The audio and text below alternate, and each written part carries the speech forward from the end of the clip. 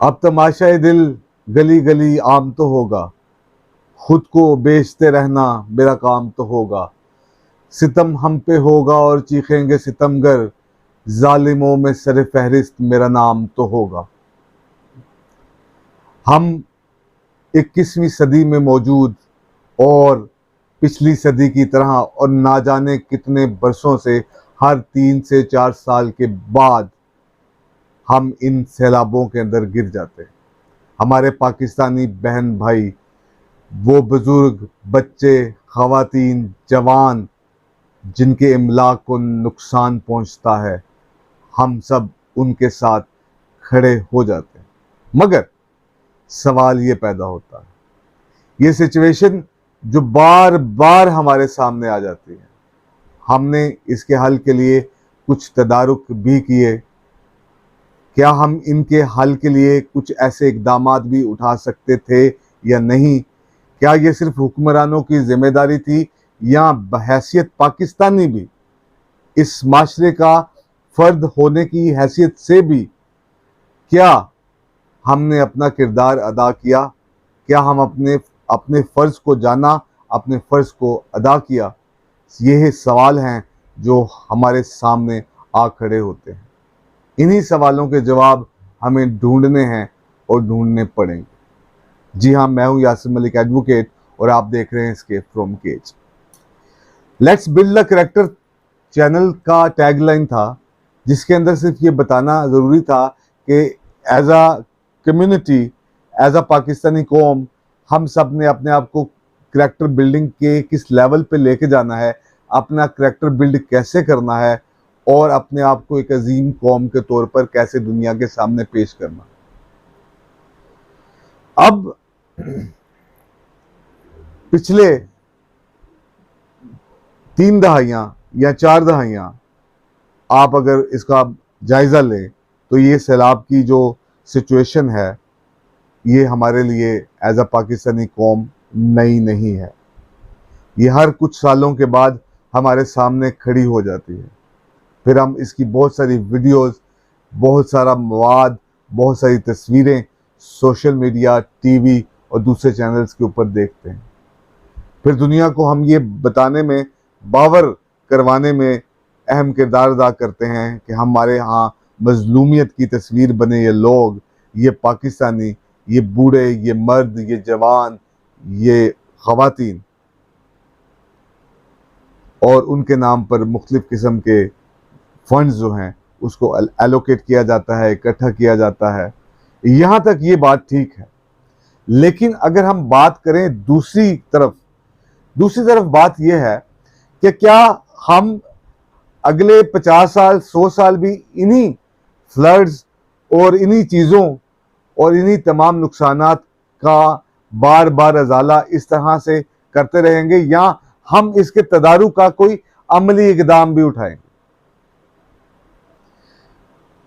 पाकिस्तानी अवाम, जब हम इसे पॉलिटिकल देखते हैं कि जब इनके पास कोई पॉलिटिकल लीडर वोट लेने के लिए आता है तो ये वोट किसी शऊर की बेस के ऊपर नहीं देते, किसी तालीम और तरबियत की बेस के ऊपर नहीं देते।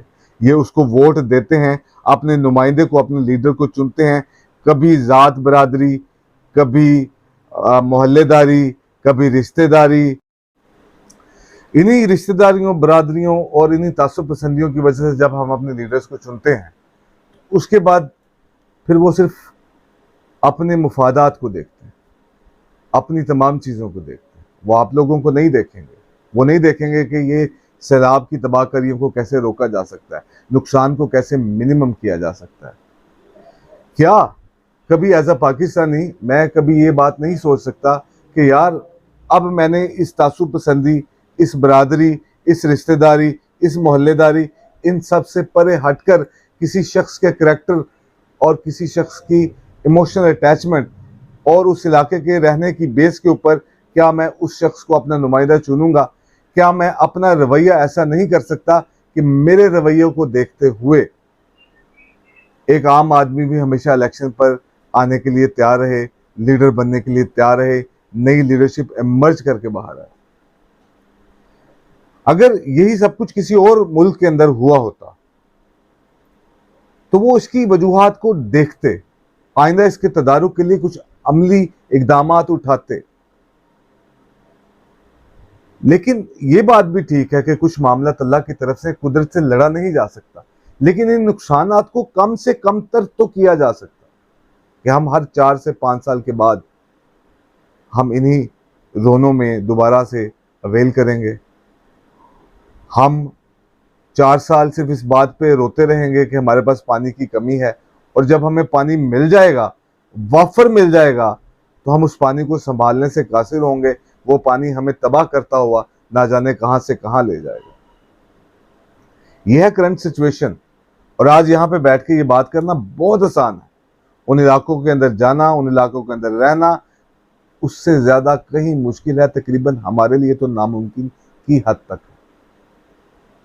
लेकिन उनके लिए भी यह है कि जब वो वापस अपनी जिंदगी के अंदर रवां दवा जिंदगी दोबारा शुरू होगी, तो अब से उन्होंने अपने लिए कोई एक खास इकदामात उठाने हैं, अपने हकूक की बात करनी है, अपने उन फंडामेंटल राइट्स की बात करनी है जो आईने पाकिस्तान उनको देता है। इसमें आपकी मेरी जिम्मेदारी, जो इस सैलाब से मुतासिर नहीं है, भी बढ़ जाती है। हमें भी इन चीज़ों के बारे में आवाज़ उठानी है, तब नहीं जब हम एक बहुत बड़े मसले के अंदर गिर जाएं, तब नहीं, जब वो मसला रिजोल्व हो जाए, लेकिन उसके बाद भी आइंदा के लिए ऐसे इकदाम उठाना कि ये मसला इतना बड़ा कभी ना बने। बर वक्त फैसले किए जाएं। इदारों को अपना अपना रोल प्ले करना चाहिए था, जो कि रोल प्ले करने वो नाकाम रहे। क्या यहाँ पे कोई सजा जजा का कॉन्सेप्ट बनेगा?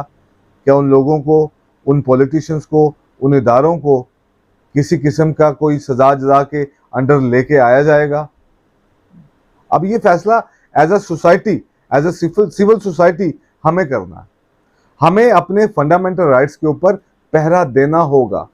हमें इतनी आवाज उठानी पड़ेगी कि इन बहरों के कानों में भी ये आवाज पड़ सके। अदरवाइज डिजास्टर के अंदर तो हम जा रहे हैं, डिजास्टर हमारे पास आता रहता है और हम डिजास्टर की तरफ बढ़ते चले जाते हैं। हम इसको खत्म नहीं कर पाएंगे। खत्म करने का एक ही हल है, यूनाइटेडली एक आवाज को प्रेस किया जाए।